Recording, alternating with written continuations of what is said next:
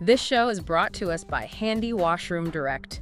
You know, using a public washroom is, it's kind of like a Formula One pit stop. Oh, totally. Right. Like you want to get in, get the job done, and get out with absolutely zero uncertainty. But the place where that pit stop always seems to crash is the drying phase. Yeah, that is always the bottleneck. So today we're doing a deep dive into the surprisingly cutthroat world of washroom logistics. We've actually pulled together facility management journals, supply chain reports, and even the spec sheets for the Frost 107 paper towel dispenser to, figure out the hidden benefits and economics hanging right there on the wall.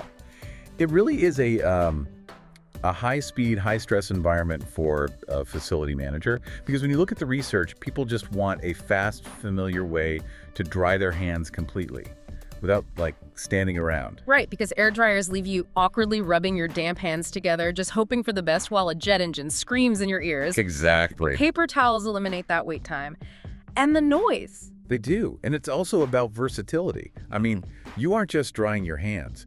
You might grab a towel to wipe a splash off your shirt, and this is actually a major factor in behavioral psychology, using that towel to open the door handle on your way out. Oh yeah, the classic paper towel door pull. Right. It caters to a much wider range of human behavior, which ultimately keeps the whole space cleaner. Having a compact, straightforward unit like the Frost 107 we saw in the specs, I feel like that really supports that fast-paced flow because it's exactly where you expect it to be. But okay, wait, let's unpack this for a second. Sure. Isn't a paper towel dispenser inherently more wasteful than just blowing air? Well, it's a common assumption, but the reality really comes down to the mechanics of controlled dispensing. Controlled dispensing. Yeah. A well-engineered commercial unit physically limits the release. By forcing towels out one at a time, it introduces just enough friction to stop a user from grabbing a massive handful. Ah, I see. So it drastically reduces paper waste compared to, say, just leaving a stack of loose towels on a wet counter. So by controlling the physical pull, you're quietly managing the building's operating budget. That actually shifts the perspective on how these things save money. Exactly. And the economics get even more aggressive when you look at the supply chain. What's fascinating here is the battle between proprietary and non-proprietary dispensers. Okay. A lot of manufacturers practically give away the hardware for free, but they engineer it so it only accepts their specific patented paper rolls. They basically lock a facility into an expensive, multi-year paper supply contract. Ah, so it's the classic inkjet printer model. Like they sell you the printer cheap, but you're trapped buying their wildly expensive ink forever. This is the perfect analogy. Uh-huh. But non-proprietary or universal dispensers flip that model. Yeah. Taking the Frost 107 as our case study today, it's completely universal. Right. It holds about 250 standard multi-fold or C-fold towels. Those are just the generic interlocking folded towels you can buy in bulk from literally any commercial supplier. So a facility manager can just shop around for whatever standard paper fits the budget that month. Exactly. Plus, I notice in the specs it has a keyed tumbler lock. I assume that's because, when paper is universal, people might actually try to steal it. Precisely. Pilferage is a real drain on janitorial budgets, so securing that universal paper is essential to making the math work.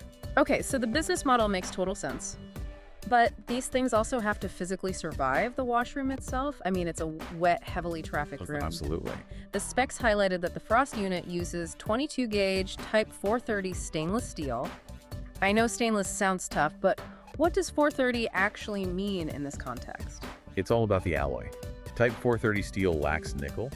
That makes it much more affordable to produce, but it still retains enough chromium to be highly corrosion resistant. Okay. It's essentially the industry standard for balancing cost with the durability needed for, wet environments. But wait, if it's stainless steel, shouldn't it be pretty much invincible? I've definitely seen rusty dispensers in public washrooms before. And here's where the chemistry of daily cleaning comes into play.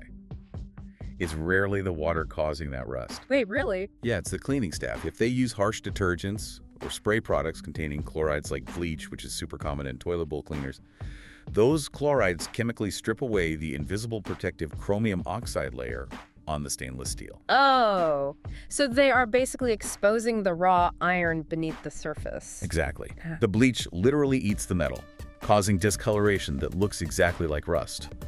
To actually maintain these units, staff just need to wipe them down with a damp, soft cloth and always wipe with the grain of the steel. With the grain, right. Yeah, that prevents micro scratches where moisture can hide. It's amazing how the chemicals meant to sanitize the washroom are quietly destroying the hardware if you don't understand the chemistry. It really is. For anyone managing a facility or just curious about the hardware we've been using as our example, you can check out the Frost 107 dispenser at handywashroom.com.